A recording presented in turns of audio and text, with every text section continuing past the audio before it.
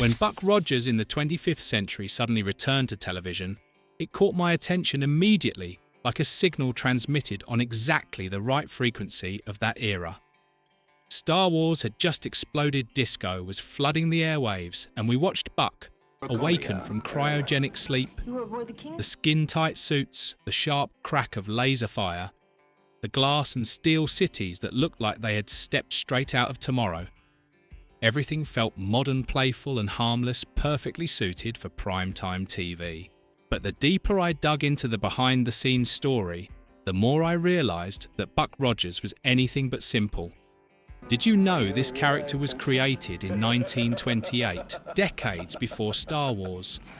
And did you know the series was built from the corpse of a cancelled sci-fi universe where spaceships, armoured vehicles, and even ideas about the future were recycled? Wholesale. Not to mention the sexiest villain in the history of sci-fi television, who gave both audiences and network censors headaches, while the hero himself was constantly fighting the writers to keep Buck from turning into a joke. Below are 20 little-known facts about Buck Rogers in the 25th century. 20. Buck Rogers didn't begin in Hollywood. The first time I heard about Buck Rogers, I assumed he was a character born on television, light sci-fi, colourful, made for family prime time. But Buck didn't begin in Hollywood, and he didn't even begin on television. He began on old newsprint with the smell of ink and very different dreams about the future. In 1928, as the world was still recovering from World War I, Philip Francis Nolan wrote Armageddon. 2419 AD, the story of a soldier who falls into suspended animation and wakes up in the 25th century. Not to embark on a romantic adventure, but to confront an alien world where war had never truly ended, only changed its form. Buck Rogers was not a symbol of hope back then. He was the embodiment of humanity's disorientation in the face of the future. Just 1 year later, Buck moved into comic strips, then radio, then Sunday newspapers. And by 1939, with a serialized theatrical film, Buck Rogers became America's first space hero. Before Star Trek, before Star Wars, before space hero was a familiar concept at all. By the 1970s, Buck had become a relic. Pop culture had moved on. The future now belonged to intelligent apes, starship captains, and tuxedo-clad spies. Then, Star Wars detonated in 1977. And Hollywood began digging through its past. Universal opened its archives. Glenn A. Larson pulled Buck Rogers back into the light. It was a resurrection designed to race against the times. 19. Gil Gerard, the man who wasn't chosen but became the only choice. Did you know that when Buck Rogers was preparing to return, Universal wasn't looking for a buck? They were looking for an icon, a face big enough to ride the post-Star Wars wave, a bona fide movie star. Gil Gerard met none of those criteria. At the time, Gerard was a working actor, surviving on supporting roles in mid-tier television.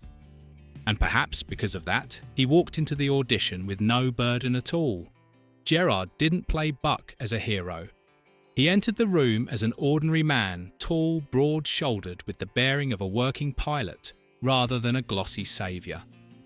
Suddenly, Buck Rogers was no longer a stiff pulp symbol. He became human.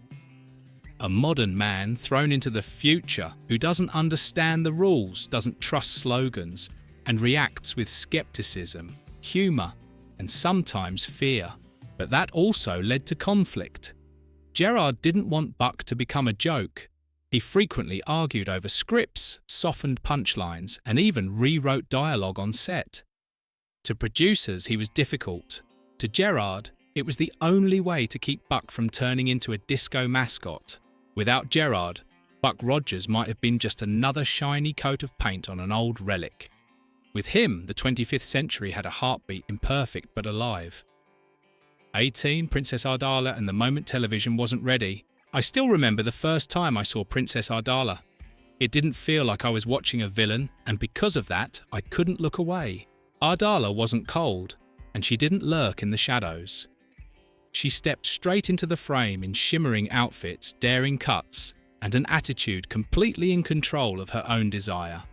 She didn't hide her power, she displayed it, and in the context of late 1970s television that was almost an act of rebellion.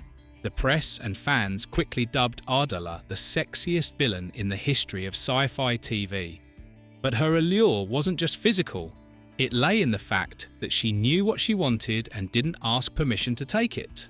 In an era when female villains were often written as dangerous because they're too emotional, Ardala was dangerous because she was too clear-headed. She wielded desire as a political tool, and that left both audiences and censors deeply uncomfortable. Ardala wasn't defeated by a strategic mistake. She was constrained because television wasn't ready for the kind of power she represented. 17 Erin Gray and a quiet negotiation with Hollywood. Most of us tend to think of Wilma Deering as the kind of character who naturally belongs.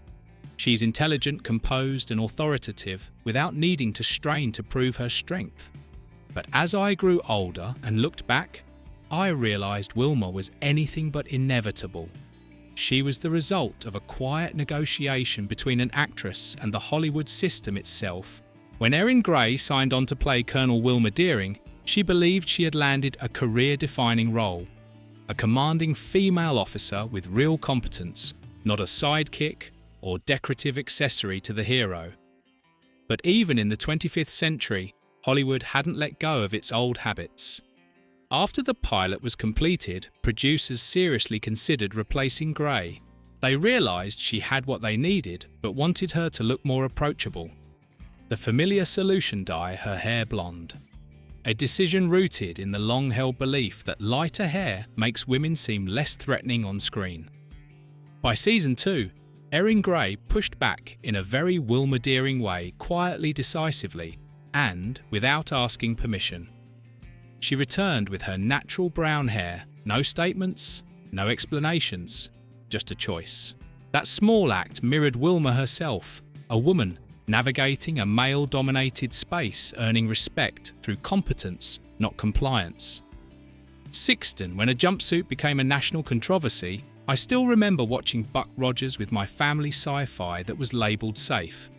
But Wilma Deering in that skin-tight jumpsuit made many adults uncomfortable, and they didn't hesitate to say so.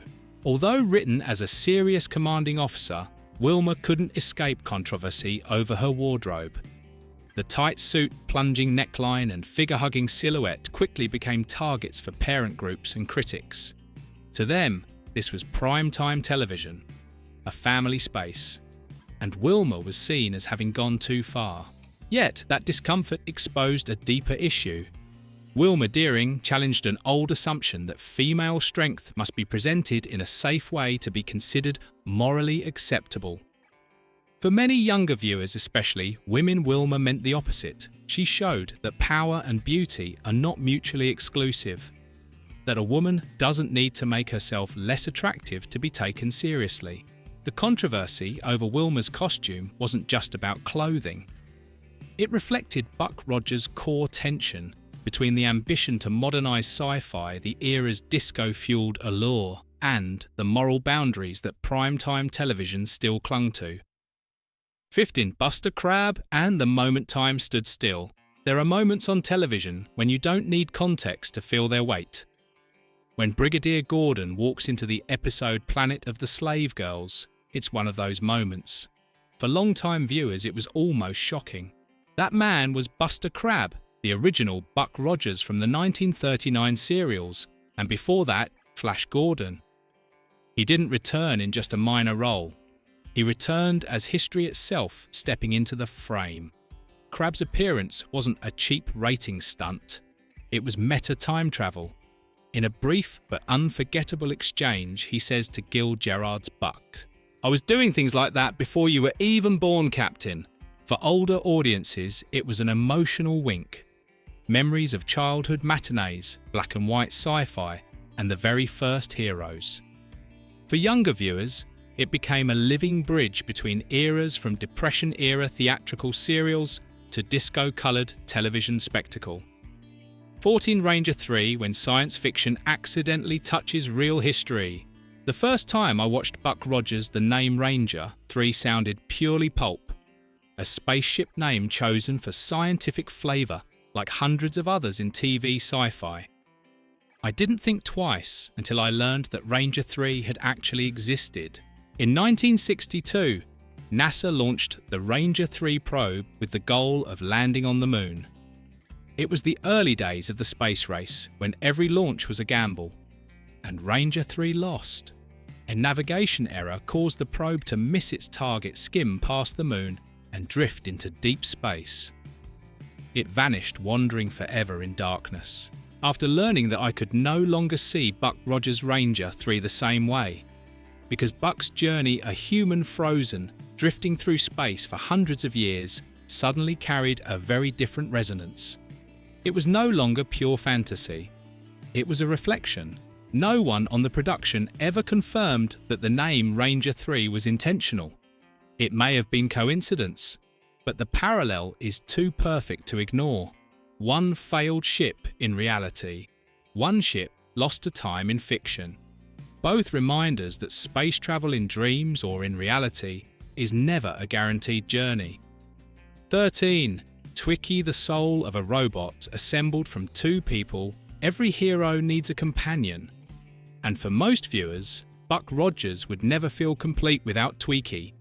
A small robot, shuffling walk, stuttering voice, funny on the surface yet strangely unforgettable.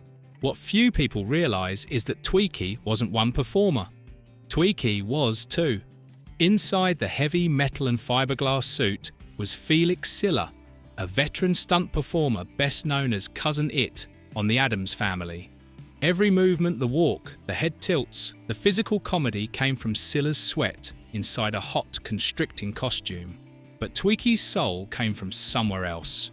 That voice belonged to Mel Blanc, the Looney Tunes legend, who had already parodied sci-fi as Duck Dodgers in the 24.5th century. Blanc gave Twiki his signature stutter, turning a sidekick robot into a pop culture icon. Then, abruptly, Blanc vanished for 5 episodes. No announcement, no explanation. Twiki returned but sounded completely different. The new voice was provided by Bob Elliott, a Universal sound technician. Audiences immediately sensed that something was missing. Blanc soon returned, and Twiki came back to life as before. But that brief absence became one of the strangest behind-the-scenes footnotes in Buck Rogers' history. 12. When the future was built from the ruins of the past. When Buck Rogers in the 25th century first aired, I thought I was seeing a completely new world, starships, armoured vehicles, space fighters. A future built from scratch. But the truth was that this future was assembled from the corpse of another dream. Just months earlier, Battlestar Galactica had been abruptly and expensively cancelled. Universal was left with warehouses full of unused props, models and costumes, and they chose not to let them turn into scrap. Galactica's ground-armoured vehicle rolled straight into Buck Rogers with nothing more than a new coat of paint. Ranger 3, Buck's fateful ship, was actually a recycled model from the episode Greetings from Earth.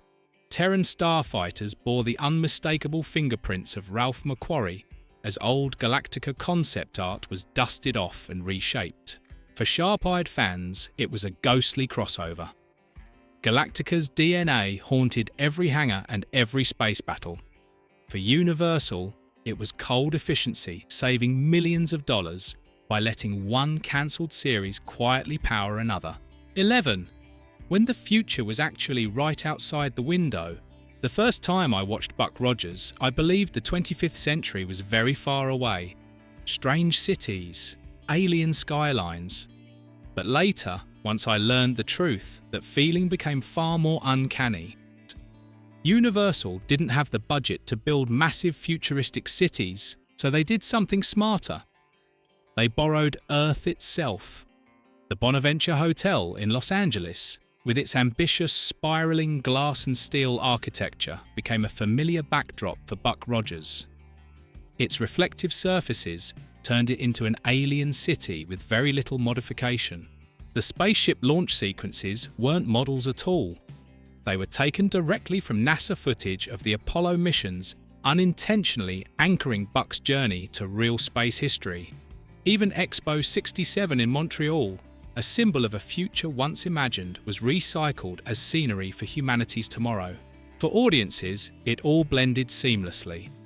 But for those who recognized the locations, the effect was deeply surreal, a future built from places you could drive to. The 25th century wasn't far away. It was just seen from a different camera angle. Ditke, Season 2 when Buck Rogers lost himself. If Season 1 of Buck Rogers was disco lights and punchlines, Season 2 was a plea to be taken seriously. Gil Gerard wanted more than a wisecracking hero. He wanted Buck to have weight. The producers agreed. The series was reshaped into a one-world-per-week journey aboard the Searcher, drawing inspiration from Star Trek and Battlestar Galactica. Buck, Wilma and Twiki no longer saved Earth. They searched for lost human colonies. The themes grew heavier: ecology, prejudice, belief. And Gerard finally had the Buck he wanted. But the cost was obvious. The disco colours vanished. The humour was restrained. Audiences drifted away. Gerard continued clashing with producers, rejecting old jokes and tearing off his shirt in action scenes to preserve a serious, heroic image. But television doesn't wait. After 13 episodes, NBC pulled the plug. No finale, no farewell.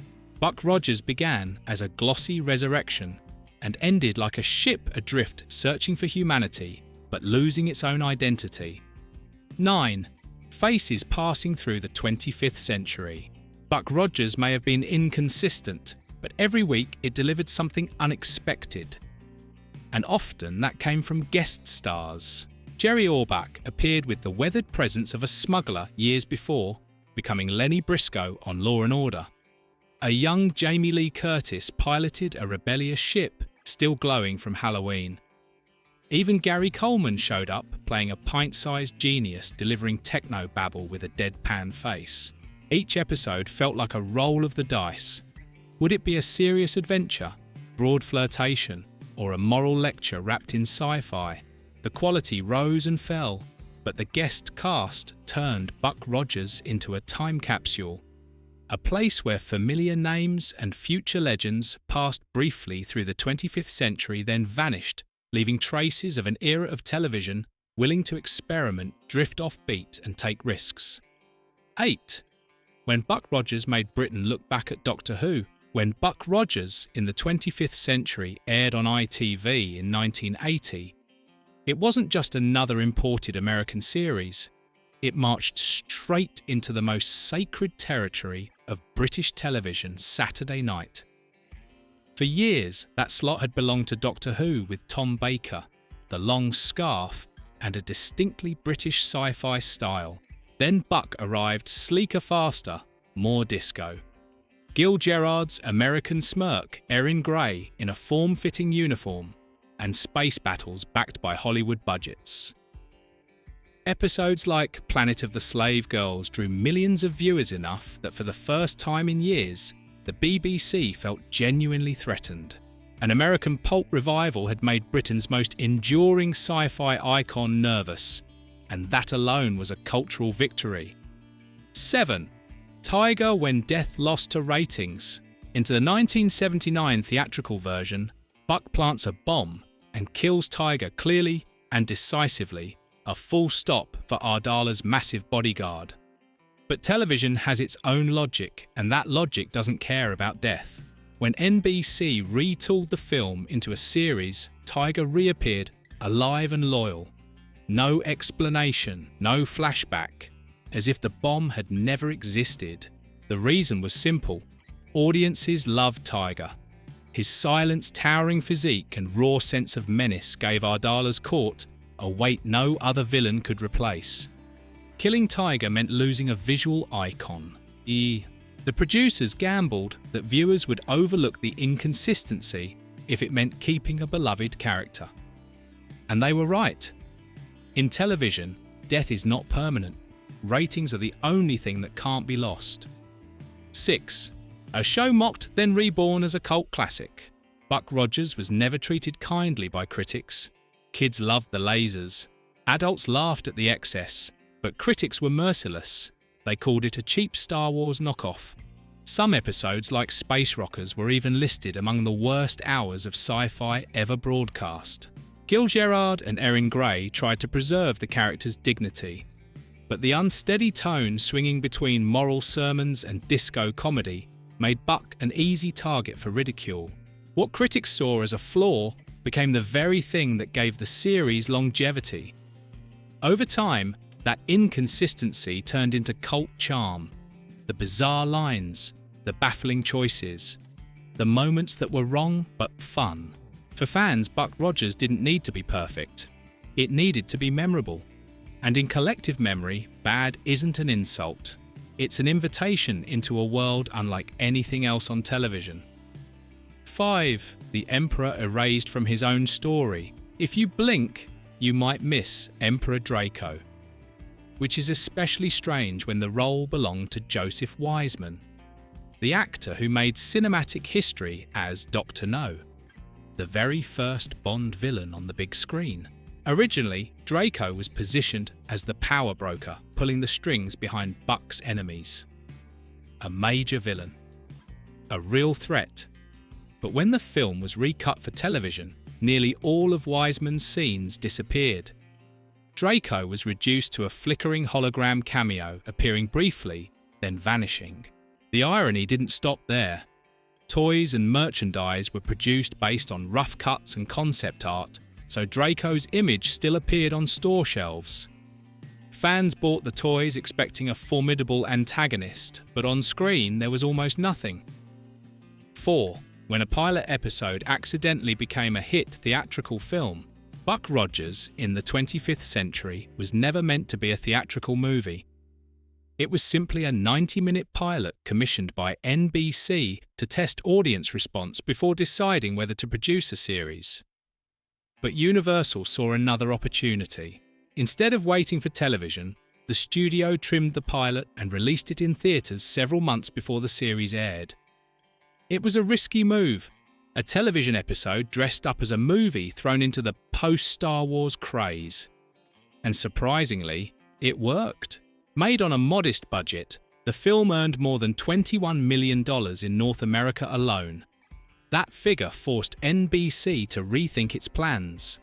A primetime experiment suddenly became a viable franchise. Buck Rogers wasn't just broadcast, he was resurrected at the box office. 3. 2 versions of Buck Rogers and one buried away. The 1979 theatrical cut of Buck Rogers was far sharper than most television memories suggest. Buck swore. He called Wilma tough as nails. He killed Tiger without hesitation. The opening was soaked in sensual imagery closer to James Bond than family television. But when NBC re-edited the film for prime time, everything was softened. The profanity vanished. Tiger came back to life. The provocative opening was replaced with something safer. Buck became gentler and less dangerous. Anyone who has seen both versions can feel the difference. The theatrical cut winked at the audience, playful and sly. The TV series was cleaner, more proper, and less distinctive. To survive on television, Buck had to sacrifice the very edge that made him stand out in the first place. 2. When Buck Rogers almost became a toy empire, for a brief moment Buck Rogers looked like it could compete with Star Wars, at least on toy shelves. Mego Corporation released a full line of figures, Buck Wilma Ardala Tweaky. There were ship models, lunchboxes, puzzles and board games. The marketing campaign treated Buck not as a test series, but as the next great space opera franchise. And in 1979 to 1980, it worked. The toys sold well, riding the disco sci-fi wave perfectly. But Buck lacked a global cinematic phenomenon to sustain him. When Season 2 collapsed, interest faded with it. Today, those toys are valuable collectibles, relics of a moment when Universal believed Buck could conquer children the way Luke Skywalker had. For kids back then, that was enough. 1. Buck Rogers lived longer through an arcade machine. Even after Buck Rogers vanished from NBC, he wasn't finished. In 1982, Sega released Buck Rogers' Planet of Zoom, one of the earliest 3D rail shooters. Players blasted through neon tunnels, dodging obstacles and firing at enemies. Strangely, Buck himself never appeared. No Wilma, no Tweaky, just the ship and pure speed. But the name Buck Rogers on the cabinet was enough to draw players in. The game became a coin-eating monster in the US, Japan and Europe, later ported to the Atari 2600, Commodore 64 and ColecoVision. For an entire generation, Buck Rogers wasn't just a TV character. He was the arcade machine that stole their afternoons. In a way, Planet of Zoom kept Buck alive longer than the series itself, proof that even when Hollywood lets go, video games can keep a legend running. Buck Rogers in the 25th century was never a perfect future. It was patched together from the past, bent by television, and constantly reshaped to survive. A hero born from pulp, revived by disco, then trapped between two eras too old to be Star Wars, yet too strange to be forgotten. If Buck Rogers was part of your childhood on a TV screen, on a bedroom floor covered in toys, or in front of a glowing arcade cabinet, leave a comment and share that memory. And if you want us to keep digging into works that were misunderstood, buried or overlooked, hit like, subscribe and turn on notifications so you won't miss the next videos.